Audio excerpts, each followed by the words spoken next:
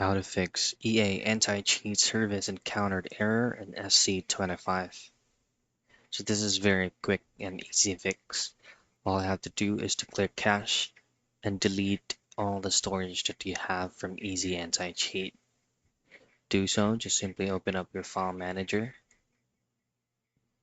go to this PC, from your local disk C, go to Program Files, and then go into the EA folder instead of EA Games. Now choose on AC, and then just simply delete all folders inside the AC folder. Now to reinstall it, just simply open up your Easy Anti-Cheat installer folder directly from EA Games. This is where you can find it and reinstall the game after you deleted all folders inside AA and AC folder.